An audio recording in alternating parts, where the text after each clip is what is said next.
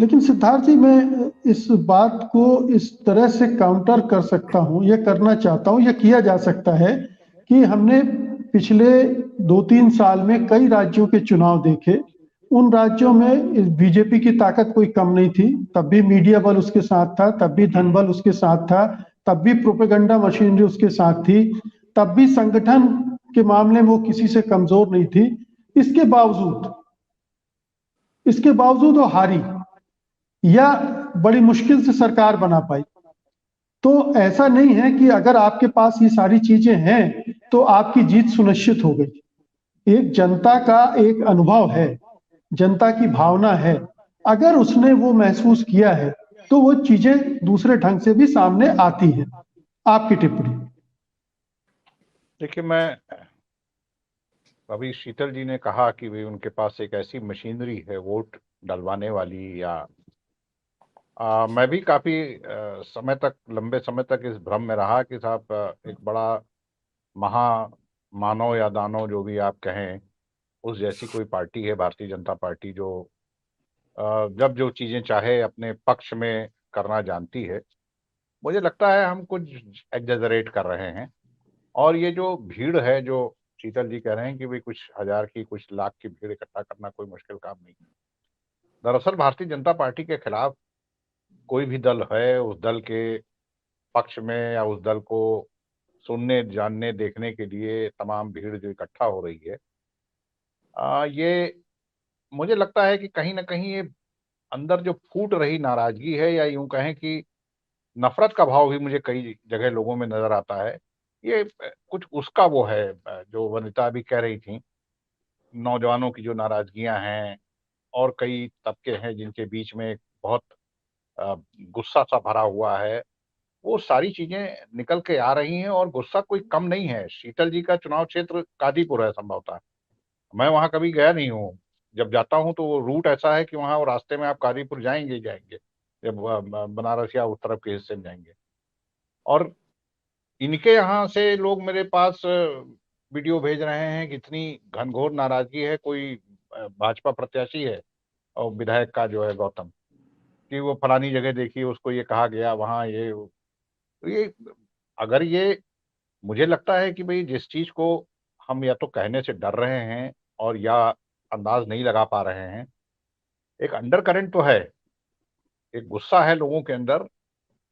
कुछ लोग ऐसे हैं कि जिनमें बहुत ज्यादा है, या जो डेयर कर रहे हैं, वो निकल के प्रतिरोध पक्ष के सभाओं से लेकर रैलियों में दिखाई पड़ रहे हैं। और बहुत सारे लोग ऐसे हैं जो दबाकर बैठे हुए हैं। ये ठीक है कि गरीबों को राशन बंट रहा है। मैंने ऐसे लोगों का भी से बात की और सुना कि वो कहते हैं कि कितने दिन तक देंगे ये। ऐसे भी लोग हैं। हो सकता है कल्याणकारी कार्यक्रमों में जो राशन वाशन या कुछ चीजें मिली हैं, उनमें लोगों के वो हो रहे हों। और एक बात और भी है, नैरेटिव वैरेटिव ये सब जो गढ़ रहे हैं, ये दरअसल एक प्रभावी सवर्ण समाज है, वही ये सब चीजें गढ़ पाता है। और ये जो बहुत बड़ा वंचित, शोषित और बैकवर्डों का जो समाज है, ये इन सब चीजों में न तो उसे महारत है और ना वो कर सकता है, क्योंकि उसका कब्जा नहीं है उन चीजों पे। जो चीजें, जिन चीजों से ये नैरेटिव बनता है, इन पर नहीं है उनका कब्जा। तो इसलिए ये नैरेटिव बनता भी दिख रहा है, कहीं सफल होता भी दिख रहा है।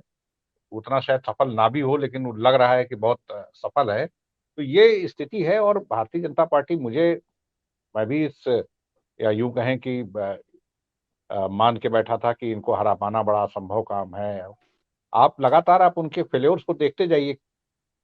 हमको, आपको, इस पैनल में बैठे हुए हर किसी को मालूम था कि भारतीय जनता पार्टी से ये बड़े बड़े कद्दावर नेता छोड़कर जाने वाले हैं। उनको जरूर मालूम होगा, उनके पास तो खुफिया एजेंसियों से लेकर सब कुछ है। तो क्या कर सके उस पर? कौन सा डैमेज कंट्रोल कर लिया? हमको, आपको, सबको मालूम है कि भारतीय जनता पार्टी को अपने विधायकों के टिकट काटने ही काटने थे, या काटने चाहिए थे अगर थोड़ा बेहतर रिजल्ट की जरूरत थी, लेकिन कहाँ काट सके। तो ये कौन सा, मुझे नहीं लग रहा है कि आप बहुत बड़े स्ट्रेटजिस्ट हैं कि आप चुनाव किसी कीमत पे हार नहीं सकते हैं। मुझे बहुत सारे मोल्स दिखाई पड़ रहे हैं भारतीय जनता पार्टी के भीतर। मुझे घनघोर अंतर्कलह का प्रभाव दिख रहा है तमाम सारे विधानसभा क्षेत्रों में। ऐसे लोग दिख रहे हैं जो भारतीय जनता पार्टी में होते हुए भारतीय जनता पार्टी के खिलाफ काम करते हुए नजर आ रहे हैं। तो वो जो तमाम बुराइयां किसी जमाने में कांग्रेस पार्टी में नजर आती थी, और वो तमाम सारी बुराइयां आज कांग्रेस पार्टी, भारतीय जनता पार्टी में दिखाई पड़ रही हैं। वो तमाम जी सारे कारक दिख रहे हैं जो उसको नुकसान पहुंचाते जा रहे हैं।